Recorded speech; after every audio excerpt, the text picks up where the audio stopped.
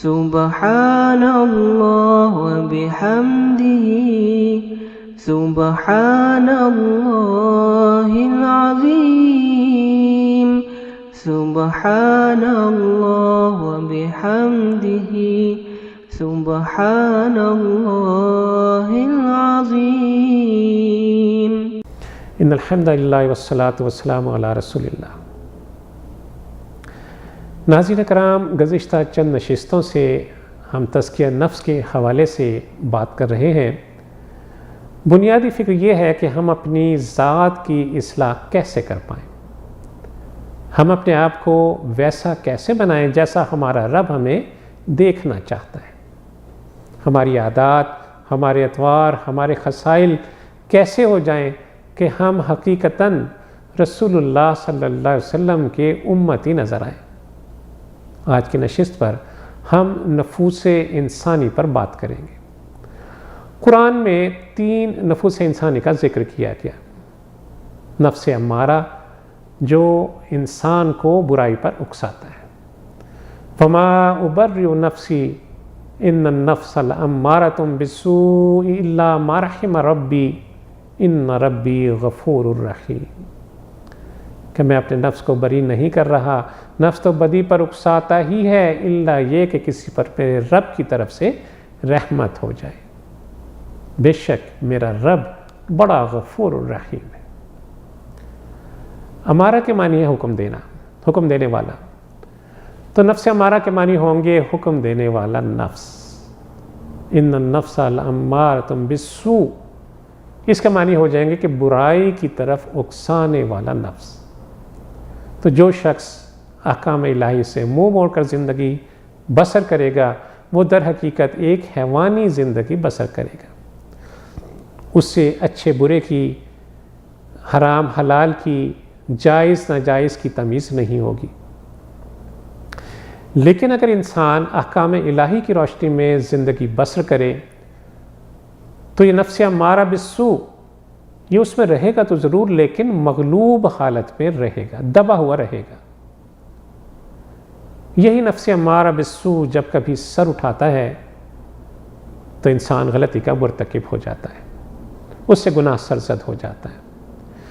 لیکن جو ہی گناہ سرزد ہوتا ہے انسان کے اندر دوسرا نفس بیدار ہوتا ہے اور اس کو جھنجھوڑ ڈالتا ہے کہ مت ایسا کرنا، ایسا کرنے سے تمہارا رب تم سے ناراض ہو جائے گا۔ یہ دوسرا نفس کام کر رہا ہوتا ہے جسے نفس لوامہ کہتے ہیں۔ لا اقسم بیوم القیامہ ولا اقسم بالنفس اللوامہ، کہ نہیں میں قسم کھاتا ہوں قیامت کے دن کی اور نہیں میں قسم کھاتا ہوں ملامت کرنے والے نفس کی۔ تو یہ نفس برائی پر فوراً ملامت کرتا ہے، نفس لوامہ فوراً انسان کو جھنجھوڑ ڈالتا ہے،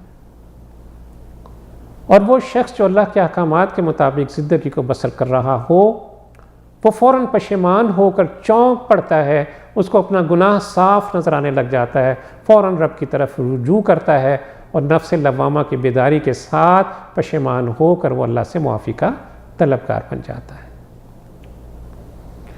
اگر قوت ارادی کے ساتھ ساتھ اللہ عز و جل کی اقدار پر ایمان پختہ ہو تو نفس امارہ انسان کو برے کام پر مجبور نہیں کر سکتا۔ لیکن جب کبھی بھی وسوسہ شیطانی کے تحت انسان کسی برے کام کو سوچتا ہے تو یہ دوسرا نفس، نفس لوامہ، فوراً اس کے راستے میں حائل ہو جاتا ہے،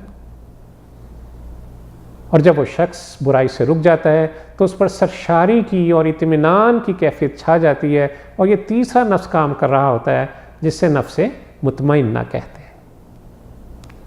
یا ایتھا النفس المطمئنہ ارجعی الی ربک راضیۃ مرضیہ فادخلی فی عبادی وادخلی جنتی۔ ارشاد ہوگا نفس مطمئن چل اپنے رب کی طرف اس حال میں کہ تو اپنے انجام نیک سے خوش اور اپنے رب کے نزدیک پسندیدہ ہے، اور کیا ہی بڑی خوشخبری ہے کہ شامل ہو جا میرے نیک بندوں میں اور داخل ہو جا میری جنت میں۔ ناظرین کرام، انسان کی زندگی میں سکرات موت سے زیادہ سخت، کربات موت سے زیادہ تکلیف دہ وقت کبھی نہیں آیا ہوگا،